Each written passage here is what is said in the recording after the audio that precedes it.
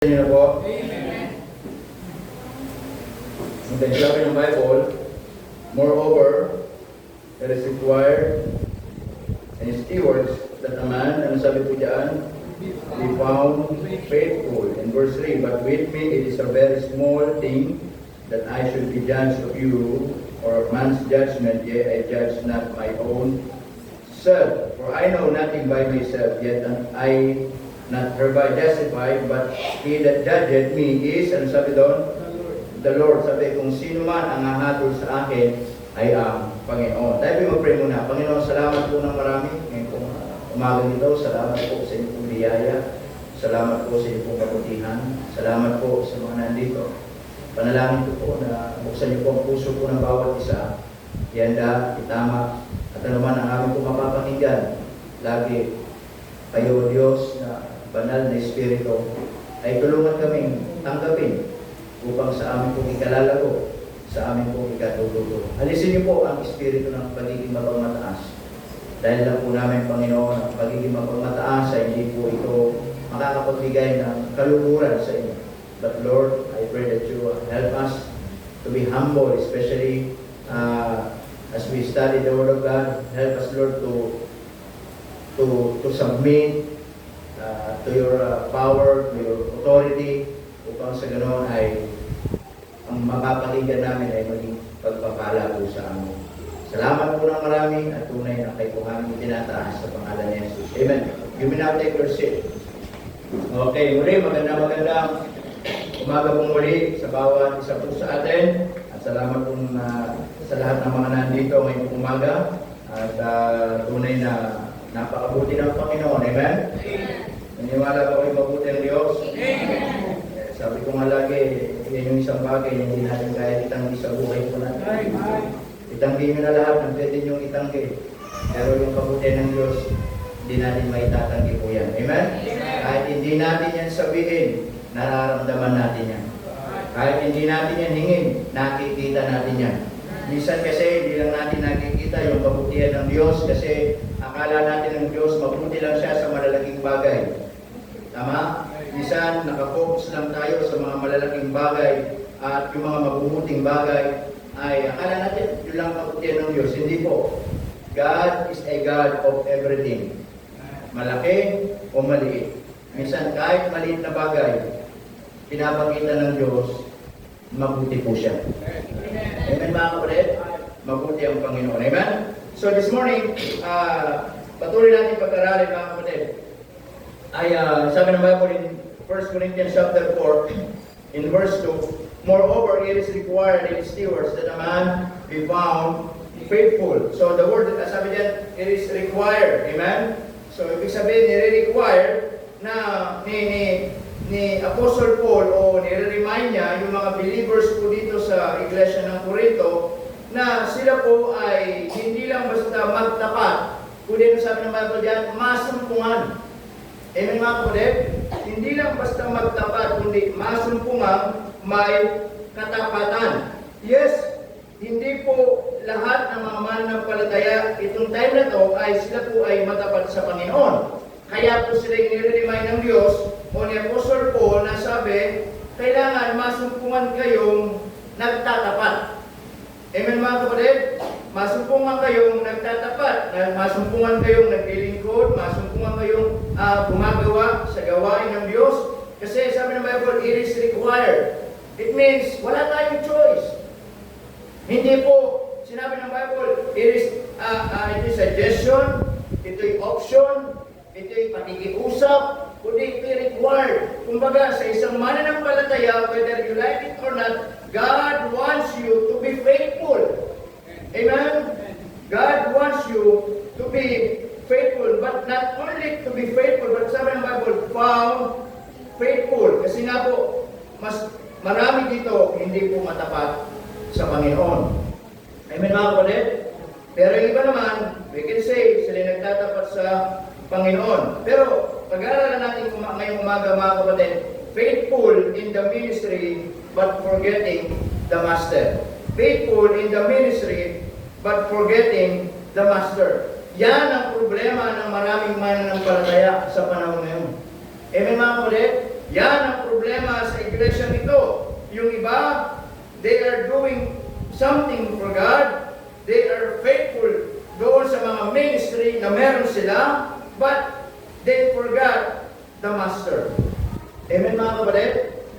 Kaya nga sabi ng Apostle Pablo, moreover, it is required in stewards that a man be found faithful. Number one, ano yung mga bagay na makikita natin dito mga kapatid? Na ito yung mga uri ng mananampalataya that they are faithful. Makikita natin yung kanilang katapatan in the ministry, but they forgot, mga kapatid, kung sino yung master po nila. Amen? So, faithful in the ministry, but forgetting the master. Number one.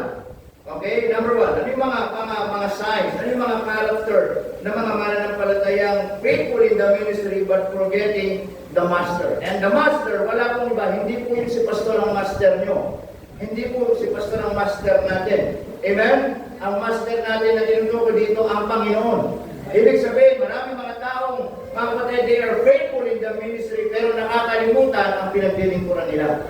Tama? So, meron mga bagay-bagay dito. Number one, na makikita natin, you prioritize task over time with God. Amen? You prioritize task over time with God. Para bang ganito lang yan? Para bang sa buhay mag-asawa? Tama mga kapatid?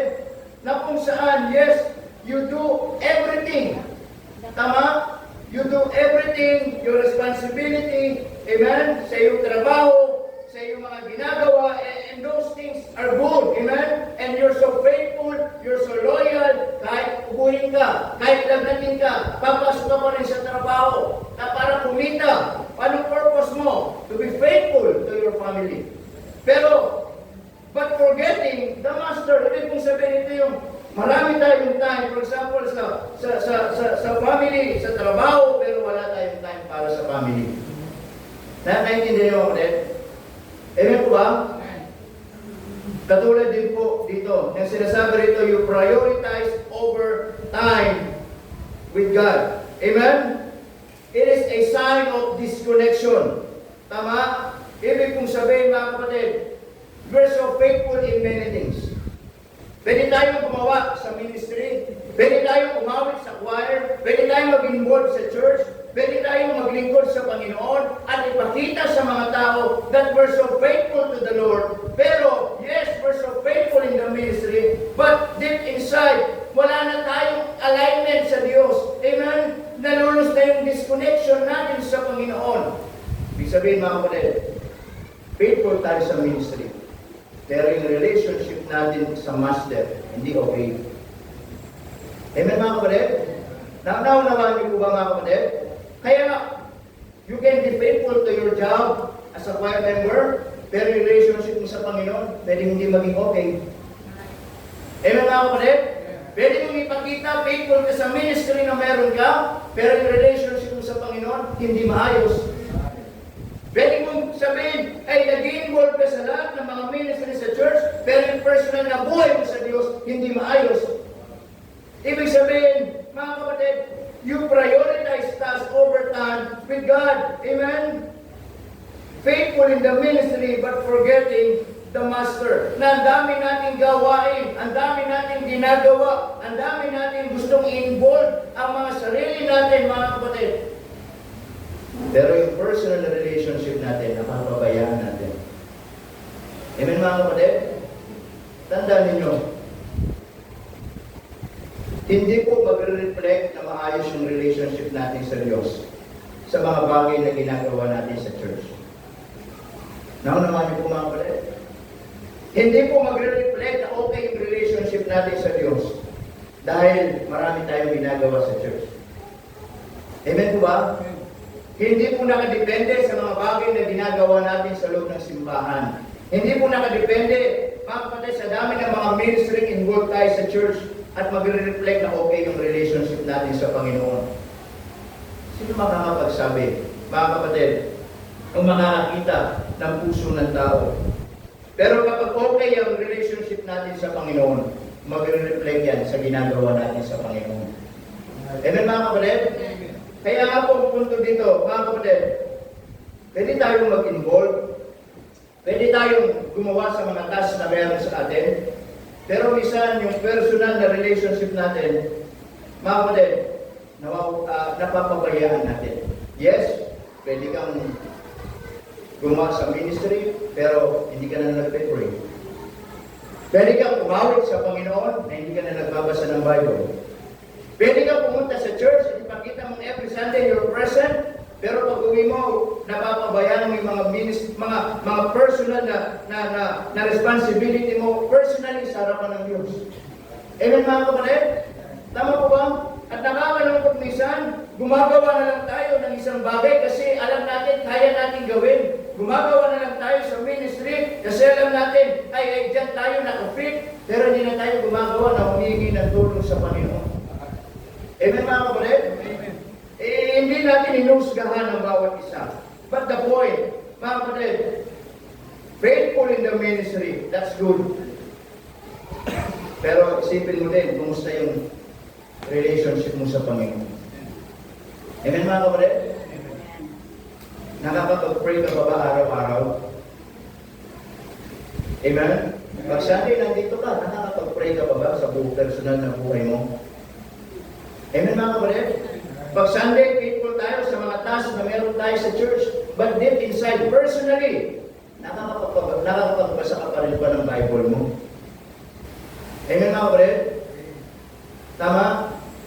Kasi pinag-uusapan po dito mga kapatid, maraming faithful sa ministry pero nakakalimot sa Panginoon. Amen? Madaling sabihin, nandito tayo sa church pero nakakalimot tayo na mayroong Diyos. Amen po ba? So sometimes we must check, yes, marami tayong achievement, marami tayong involvement, marami tayong activity sa gawain ng Panginoon. Pero hindi po yun ang pinag-usapan dito.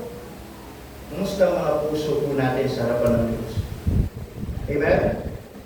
Baka faithful tayo sa ministry, nakakalimutan tayo sa Panginoon. Amen mga kapatid? Kaya sabi ko nga, madaling magpanggap sa tao, pero hindi tayo pwede makapagpanggap sa Diyos. Amen mga kapatid? Na dami nating ginagawa, pwede nating sabihin, faithful ako, masipag ako, marami akong ministry. Yes, those things are good. Amen? Pero pinag-usapan still, yung relationship natin sa Panginoon. Nag-pray pa ba tayo sa Diyos?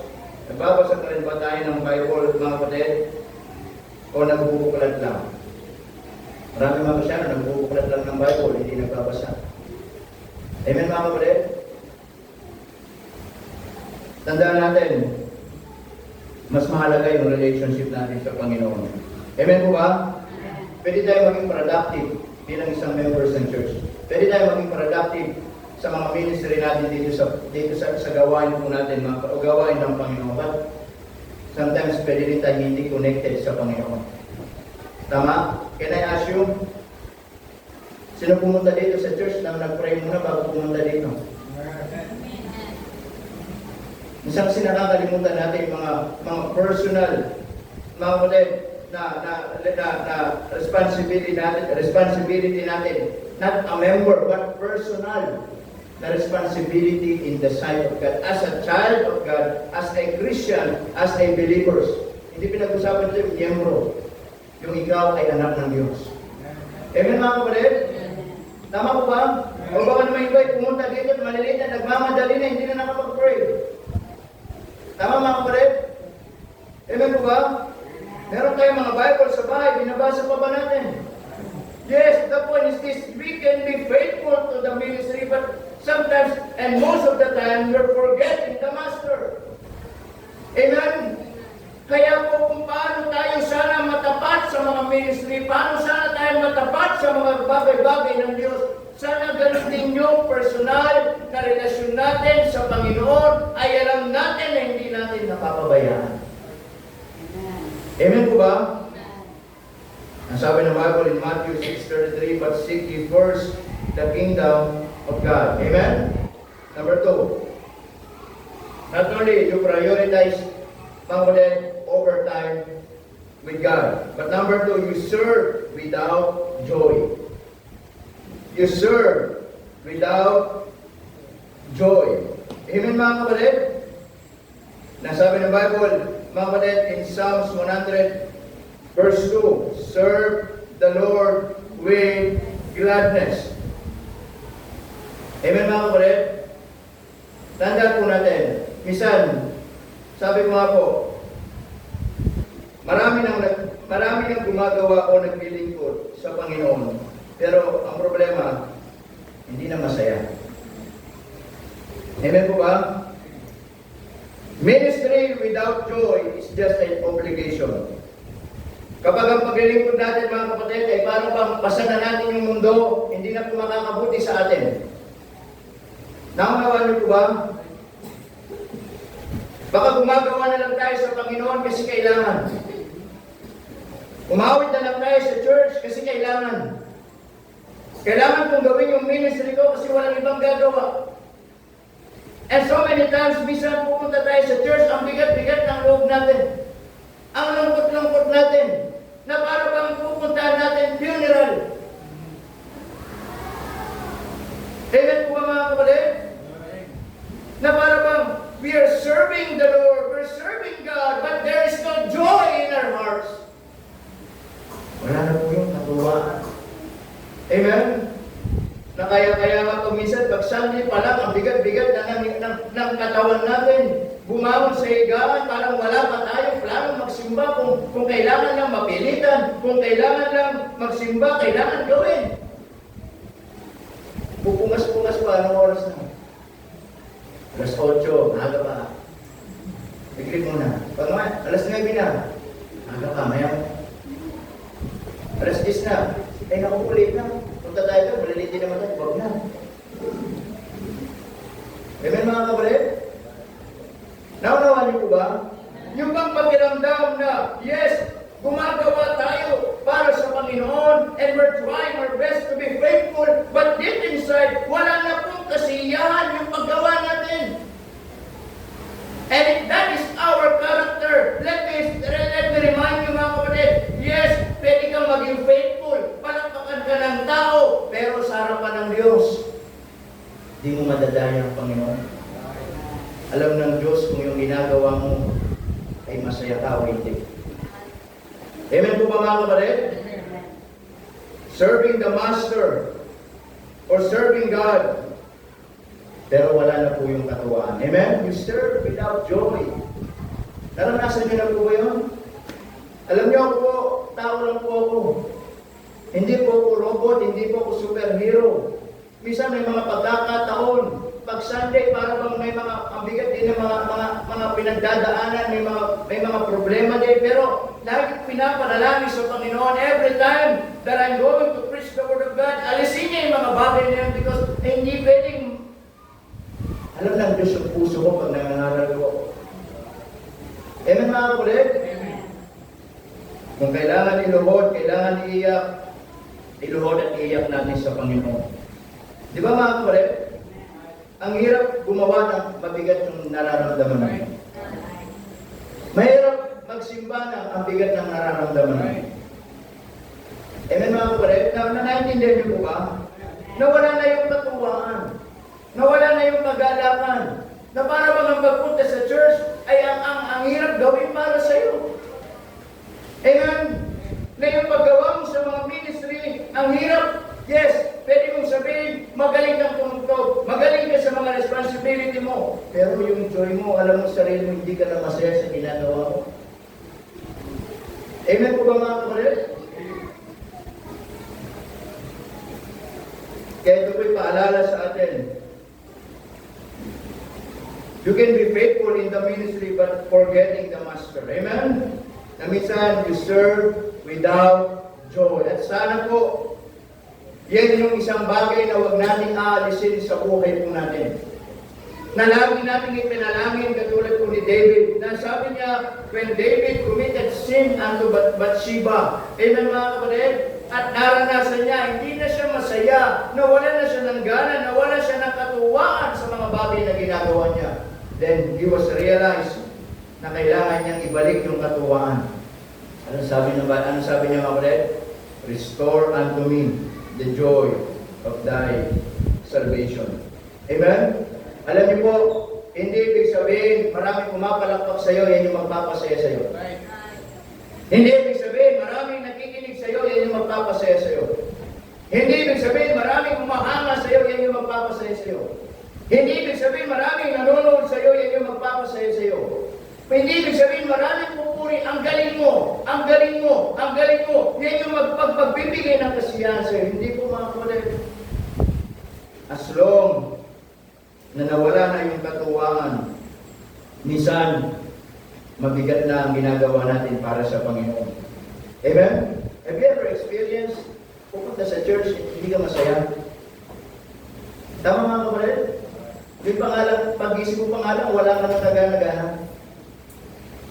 Tama mga kapatid?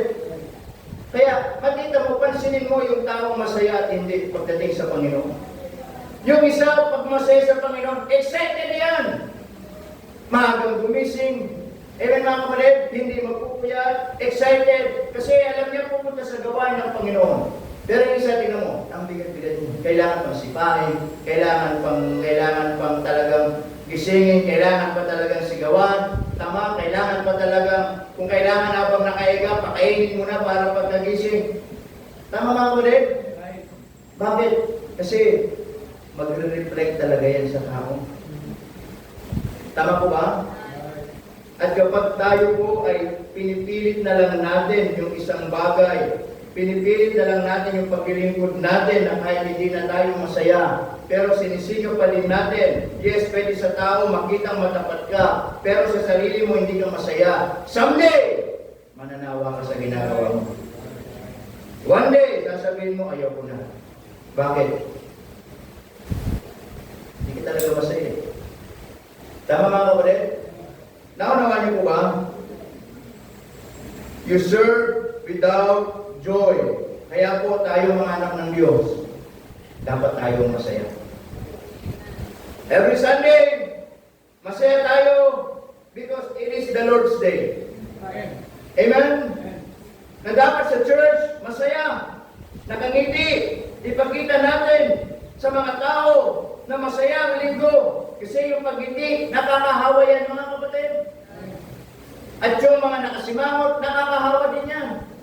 Subukan mo mga nakasimangot. Tumabi ka sa isang tao, sisimangot din yun. Mga simangot.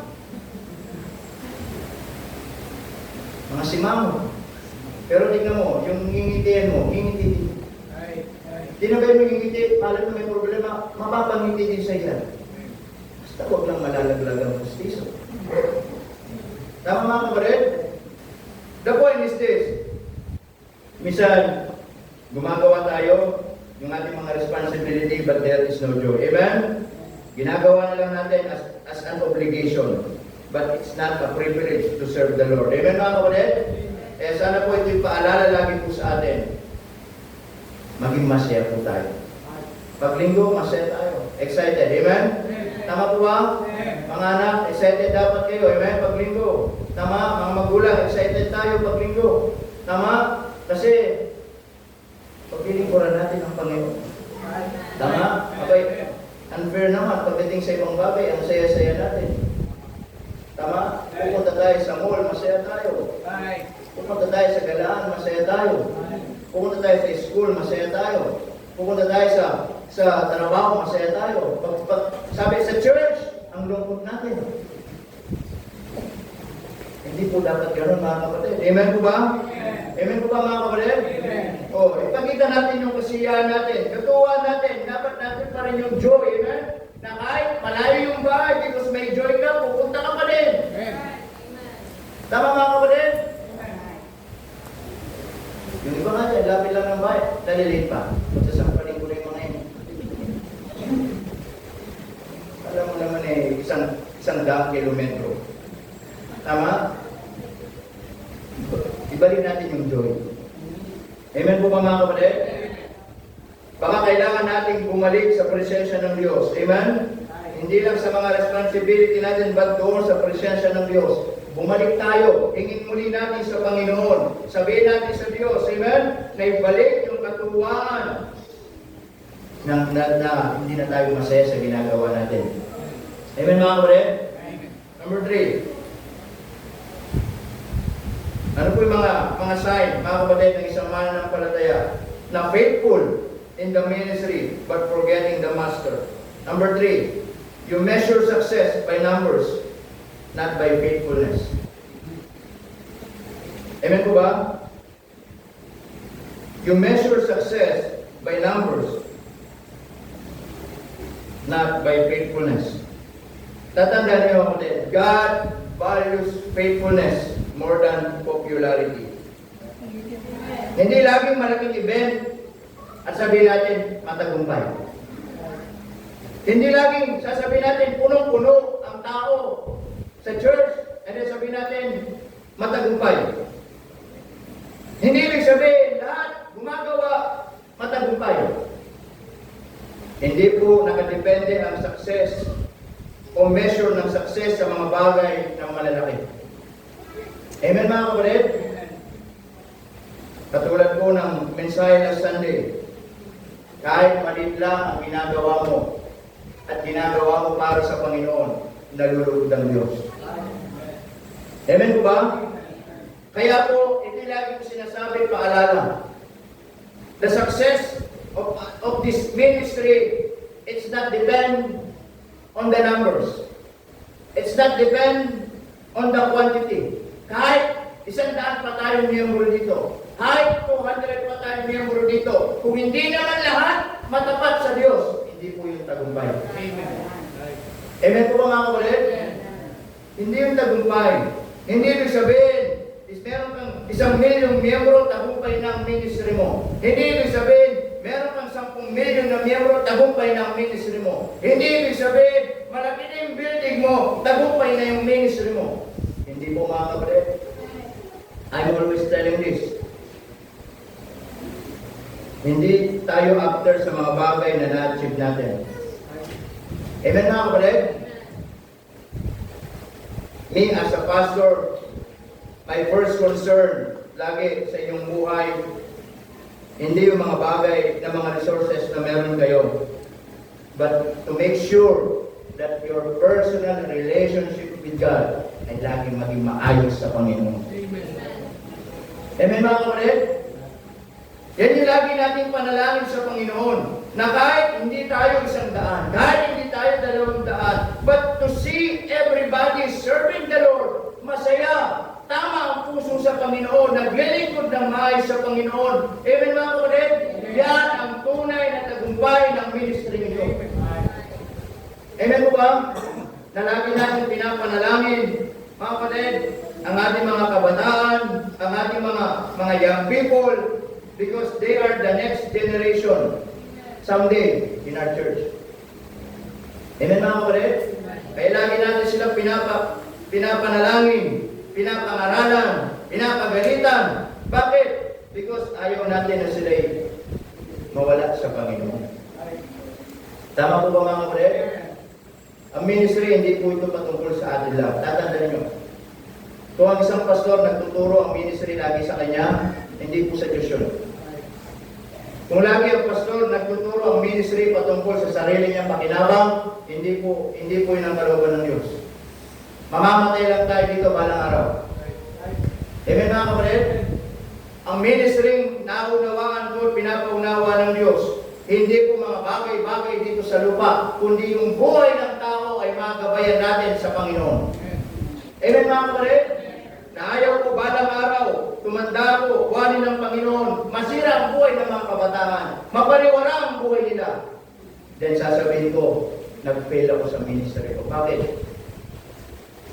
Kasi ang buhay ang pinaka-importanting ministry dapat ng isang church. Amen mga kapatid? Hindi paramihan, hindi payamanan, hindi pagalingan. Amen mga kapatid? You measure success by numbers.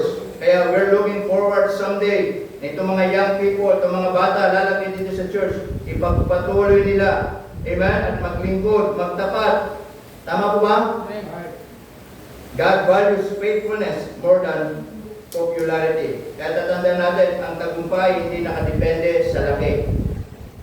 Hindi nakadepende sa laki ng event, sa dami ng tao. Nakadepende ito sa katapatan mo. Amen po ba mga kapatid? Yun ang pinakamahalaga. God is always after our faithfulness. Amen? Number 4. Okay, number 4. Faithful in the ministry but forgetting the master. Ito yung mga uri ng mananampalataya. Sino daw itong mga to? Number 4. Listen to this. You get easily offended when unnoticed or unappreciated. It is a sign of insecurity. Amen po ba? Marami sa simbahan ganyan. Hindi lang na-appreciate, hindi lang napansin. Ayaw na magsimba, ayaw na magpatuloy, ayaw na maglingkod. Amen mga kapatid? Kaya nga, ano sabi ng pinag-aaralan natin mga kapatid? Doon sa Colossians 3:20-24, whatsoever you do, do it heartily, as to the Lord and not unto men. Amen? Na gumagawa ka, hindi naman para sa tao, gumagawa ka dahil para sa Diyos. Amen po ba? Na kahit walang tao papalakpakan ka, gagawin mo pa rin yan. Kahit walang tao pupuri sa iyo, gagawin mo pa rin yan. Kahit walang tao ay kalandakan yung pangalan mo, gagawin mo pa rin yan. Kasi malinaw na ginagawa mo yan hindi para sa tao, kundi para sa Diyos. Amen mga kapatid? Minsan, marami mga tao, before they serve the Lord, they want recognition. Kailangan recognition muna. Hindi pwedeng gano'n. Sa trabaho nga, hindi pwedeng gano'n. Pwede bang promotion muna bago trabaho? Ha? Trabaho muna bago promotion. Tama nga ulit? Dahil doon sa trabaho mo, doon babase, kung ipopromote ka. At doon babase, yung performance mo. Kung sasabihin, ito laging late, taasa ng trabaho na ito. Dapat gano'n, no? Ito, laging late. Hindi nag-overtime. Laging absent. Ito yung dapat tinataasan ng sweldo. Ang baliktad na nun. Gano'n din po sa Panginoon, amen? Kasi, yes, kapag tayo maghahanap lagi ng appreciation, maghahanap tayo ng palakpak lagi ng tao sa bawat ginagawa natin, darating ang araw, ma-open tayo. Masasaktan tayo. Amen? Tama po ba mga kapatid? Masasaktan tayo. Bakit po? Because hindi pala ganun yung expectation natin. Tama? That's why it's clear in the Bible, mga kapatid, kahit walang papalakpak, walang nakakakita, walang nagsasabi, igawin mo lang. Amen po ba? Gawin mo lang. Bakit? Dahil yan po ang tama. Amen? Yan po ang tama. Sabi ng Bible in Hebrews chapter 12 and verse 1. In verse 2, looking unto Jesus, the author and the finisher of our faith. Amen? Lagi nating ilalagay sa isipan po natin yan. Sa Diyos tayo laging tumingin. Alam niyo kung sa tao tayo titingin, baka wala na tayo lahat dito. Lahat tayo merong defect. Lahat tayo merong kakulangan. Lahat tayo merong kapintasan. Merong mga ugaling ayaw natin sa isa't isa. Merong mga pagmumukhang ayaw natin sa isa't isa. Tama mga kapatid? Merong mga pango, merong hindi pango. Tama? Merong mga malakas ang pandinig, may mga pingin. O, ano pa? Tama mga kapatid? Pero alam niyo, naiintindihan natin. Hindi tayo nandito para sa tao. Nandito tayo para sa Diyos. Amen. Amen mga kapatid? Ano na ginagawa mo, gawin mo para sa Panginoon. Tama? Nandito ka para sa Panginoon. Umawit ka para sa Panginoon. Ginagampanan mo responsibilidad mo para sa Panginoon. Lagi mong lalagay sa sarili mo. Hindi ako gumagawa para sa tao, kundi para sa Panginoon. Someday, hindi naman po tao magpupromote sa atin ang Panginoon. Amen mga kapatid? Number 5, and lastly, Ano ba mga sign ng mga taong ito? Number 5, you do more talking than listening to God. Sabi ng Bible in John chapter 10 verse 27, mga kapatid, sabi doon, my sheep hear my voice. Amen po ba? Ano pong sinasabi dito? Marami kasi mga taong, mga kapatid, hindi na marunong makinig. Amen? Marami mga taong ayaw na makinig. It means they want to do kung anong gusto nilang gawin at hindi na humihingi ng gabay para po sa Panginoon. Amen mga kapatid? Minsan, ang dami natin gustong gawin. Minsan, ang dami natin gustong gawin para sa Diyos, para sa gawain ng Diyos. Pero tanong, yung mga bagay pang gusto natin gawin para sa Panginoon, yan po bang mga bagay na yan ay kalooban ba ng Diyos? Naunawaan po ba ninyo mga kapatid? Minsan, gusto natin gawin ng isang bagay, but make sure, nakinig ka ba sa Diyos bago mo gawin? Minsan kasi, ito yung idea natin ay sinasabi, pero ito yung idea ng Diyos. Tama? Iba yung idea ng Diyos, iba yung idea natin. At maraming mga bagay, sabi ko nga po mga kapatid, na mga idea natin, na akala natin tama, akala natin pwede.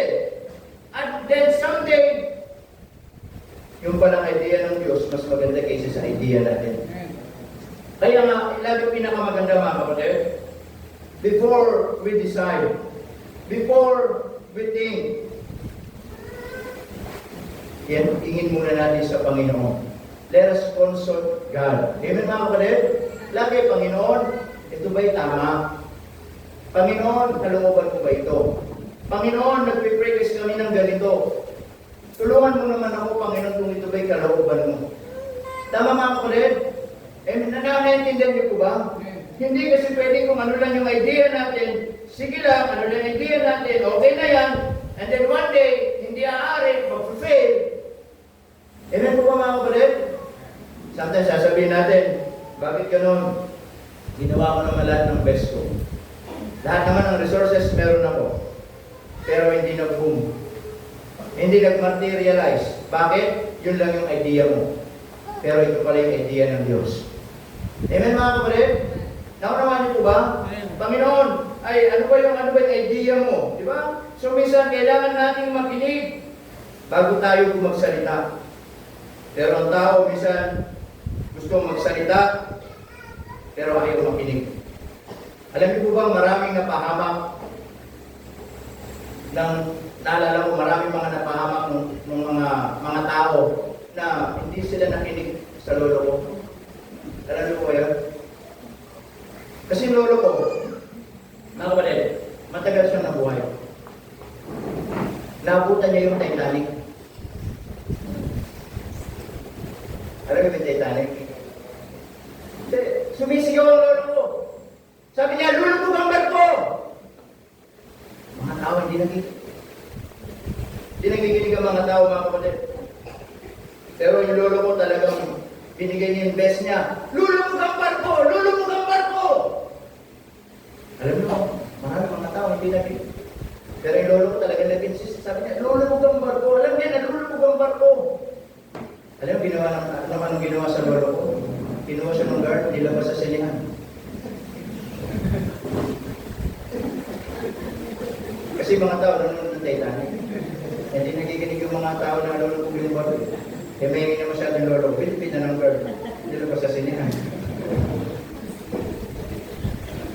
Hindi marunong makinig. Hindi, Ryan. Ikaw ba namang sigaw sa sinihan na lolo ko ang barko? Hindi kayo labas doon eh. And dahil ba nanonood nga naman ng Titanic, alam nga nalulubog yung barko. Ang problema, yung nangingat nila. So sometimes, before we do, o bago tayo mag-desisyon, bago tayo gumawa, bago tayo mag-involve, bago tayo, mga bagay na gusto natin gawin para sa Panginoon. Ito ang pinaka-importante. Makinig muna tayo sa Diyos. Amen po mga kapatid? Makinig muna tayo sa Diyos. At paano natin mapapakinggan ng Diyos? Listen to this. Yung salita niya, ang Biblia, ito yung way para ang Diyos mangusap sa atin. Amen? Kaya po, kung meron kayong mga bagay na gustong gawin sa buhay ninyo, konsultahin ninyo yung salita ng Diyos. Amen? Young people, kung meron kayong mga kurso, meron kayong mga pangarap, mga goals sa inyong buhay, konsultahin nyo yung salita ng Diyos. Amen ba? Hindi pwedeng sasabihin nyo, ito'y aari kasi magaling ako dito. Hindi pwedeng mag-grow ito. Magmamaterialize ito kasi ito yung pinag-aralan ko. Ito yung dito ako fit. Yes, pwede. Pero tatandaan niyo, iba pa rin pag sa Diyos tayo nag-consulta. Kasi ipapakita ng Diyos sa'yo, ano yung minsan, yung paraan mo mahirap. Pinapahirapan mo pa. Pero minsan meron ng Diyos na paraan na mas madali at hindi ka mahirapan. Amen po ba mga kapatid? So in every decision na gagawin po natin, kahit mali po yan, konsultahin natin ang Diyos. Amen po ba? Hindi pwedeng sasabihin natin, okay na yan. Kaya ko na yan. Meron naman kami. Hindi po. Lagi, balikan natin ang Diyos. Konsultahin natin. Tama? Dahil marami pong mga mananampalataya na hindi kumukonsulta sa Diyos. Amen? Na hindi marunong makinig sa Diyos. Nagkamali sa kanila pong buhay. Amen po mga kapatid? Lagi natin paalala sa mga kabataan natin, makinig kayo sa mga magulang ninyo. Amen? Makinig kayo sa pastor ninyo. Makinig kayo sa salita ng Diyos. Dahil yung mga bagay na papakinggan nyo sa amin ay mga bagay na hindi ninyo ikapapahamak. Right. Naunawaan po ba ninyo? Amen mga kapatid? Dahil tatanda ninyo, ang batang hindi marunong makinig sa magulang napapahamak. Yan lagi sinasabi sa mga anak ko. Ang batang hindi marunong makinig sa magulang napapahamak. Pag sinabi ng magulang, huwag mong hawakan yan, mainit yan. Hindi marunong makinig eh. Hinawakan, mainit yan. Hindi napahamak. Amen mga kapatid? Amen po ba? Yung laging tatandaan. Amen? Of course, sabi ng Bible, diba? Children, obey your parents in the Lord, for this is right. Children, obey your parents in all things, for this is well-pleasing unto God. Amen? So, importante yung pakikinig. Tama po ba? So, lagi yun. Mga anak, makinig sa magulang. Amen? Tayo bilang mga miyembro, makinig tayo sa Diyos. Dahil mas marunong ang Diyos kaysa sa atin. Amen po ba? Kung tayo hindi magiginig sa Diyos, pwede natin ikapahamak. Amen? Ministry must flow from listening to the shepherd. Kailangan makinig tayo. Amen po ba mga kapatid? Makinig. Dahil ang Diyos, siya yung ating shepherd. Amen? At yung salita niya, ito yung kanyang salita na dapat po nating papakinggan. Amen mga kapatid? Kaya ngayon pong umaga, ang sabi ni Apostle Pablo sa 1 Corinthians chapter 4 and verse 2. Moreover, it is required in steward that a man, ang sabi dyan, be found faithful. Alam niyo kung bakit hindi niya sinabing faithful lang? Kasi nga po, maraming faithful sa ministry, pero nakakalimot sa Panginoon. Amen mga kapatid? Na maaaring nandito ka ngayong umaga, malayo naman yung loob mo sa Diyos. Maaaring naglilingkod ka ngayong umaga, pero malayo naman yung puso mo sa Panginoon.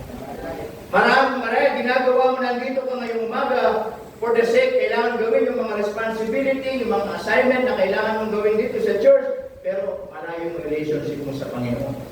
Kaya ang sinabi, that a man be found faithful. Not just faithful, but found faithful. Na hindi lang faithful sa ministry, pero yung ikaw ay hindi makalimot yung relasyon mo sa Panginoon. Amen. Kasi wala pong sense kung ginagawa mo yung mga ministry mo at faithful ka dyan at babalik ang Panginoon na hindi naman tama ang puso mo. Lahat ng ginawa mo ng mga bagay na ginagawa mo, mawawalan ng kabuluhan. Amen mga kapatid? Nananawan po ba ninyo? Amen po ba? Na meron tayong ginagawa ng ministry, umaawit tayo sa Panginoon, tumutugtog tayo sa Panginoon, and yet bumalik ang Panginoon, then you're expecting on heaven na meron kang reward, pero bakit wala? Yun pala, faithful ka sa ministry mo, pero yung puso mo, malayo naman pala sa Panginoon. Kaya sabi doon, that a man, hindi lang po faithful, but found faithful. Amen? na dapat faithful in the ministry at dapat hindi po nakakalimot sa Panginoon. Amen? Kaya po, just a reminders this morning, mga members, mga kapatid, sa Panginoon, hindi lang dapat tayo pumupunta sa Sunday, every Sunday, at sabihin natin, okay, ang base natin, okay, ang tithes natin, okay, lahat, okay, yung ministry, okay, lahat, pero sana pinaka-prepare natin, every time we go to church, every Sunday, maging okay lagi ang puso natin. At hindi mo yan gagawin dito sa church na i-okay mo yung puso mo dito. Iayos mo yung puso mo, hindi dito din sa church. Dapat nasa bahay pa lang, okay ang puso mo. Amen mga kapatid? Kaya pansin nyo, pag hindi okay ang puso nyo sa bahay, yung pagbabayayan nyo pa lang, pagpunta nyo pa lang sa church, ang bigat na ng damdamin nyo. Ang bigat na ng loob nyo. Bakit? Sa bahay pa lang hindi okay ang puso nyo. Kaya pagpasok nyo sa church, inaantok ka na. Pagpasok mo sa church, wala ka ng kagana-gana. Pagpasok mo sa church, umaawit ng masaya mo, ang lungkot-lungkot ng awit. Bakit? Doon sa bahay pa lang, hindi na okay ang puso mo. Pero subukan mo maging okay yung puso mo sa bahay pa lang. Amen? Baka sa sobrang excited mo, gusto mo nang iwanan yung mga kasama mo, mabagal pumilo sa bahay, mga ayaw pang magsipagkilos, mga ayaw pang kumain, ayaw pang magasikaso. Iwanan mo, bakit? Excited ka pumunta sa church. Amen mga kapatid? Kaya po, hindi ibig sabihin nandito tayo ngayong umaga, faithful tayo sa attendance, present tayo. Hindi po yun. Kumusay natin ang puso natin. Baka absent naman yan sa Panginoon. Amen mga kapatid? That's why this morning, God wants us, God wants you, sabi ni Apostle Paul, moreover, it is required in his stewards that a man be found faithful. Amen? So sana hindi lang tayo matapat sa ministry. Matapat din tayo sa Panginoon. Tayo kung lahat ay tumayo. Tayo kung manalangin sa Diyos. Let's pray. Dakila naming Diyos na banal at makapangyarihan po sa lahat. Panginoon, marami pong salamat po muli sa umagang ito na ipinagkaloob po sa amin. Salamat po sa paalala, Panginoon, na kami po pwedeng maging faithful sa ministry, pero nakakalimot kami sa Master. Pwedeng nandito kami ngayong umaga, pero malayo ang puso po namin. Panginoon, tulungan niyo po kami sa aming pong napag-aralan. Sana'y meron kami natutuhan. At sana po, Panginoon, tinatagpo niyo po. Habang ating mga ulo, nakatungo, mga mata nakapigil, tayo po ay mananalangin sa Panginoon ngayong umaga. And the altar is open for you to come. Pwede tayo lumapit. Manalangin sa Panginoon. Kumustahin natin ang puso natin. Hindi natin po kumustahin yung mga bagay na ginagawa natin sa church.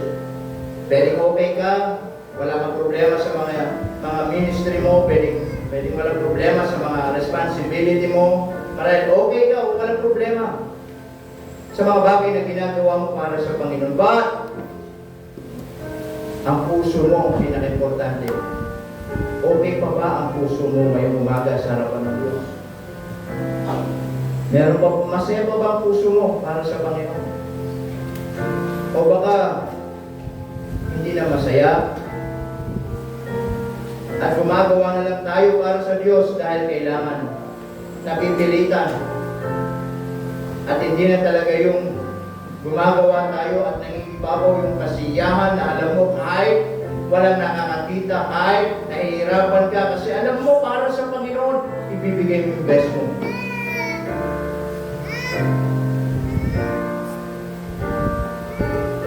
Kaya ngayong umaga, let us check our hearts this morning. Kumusta ang puso natin? Marahil, hindi tama, itama natin. Dito po sa unahan. Manalangin tayo sa Diyos. Anything na gusto mong ilapit at tulungan ka ng Diyos. Na Panginoon, itama mo yung aking puso. Sige po, amen, amen. Panginoon, patawarin niyo po po, Panginoon. Minsan,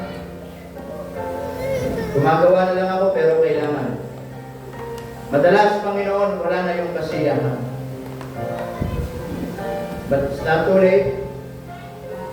You may come. Panalangin mo sa Panginoon. Natulungan ka ng Diyos.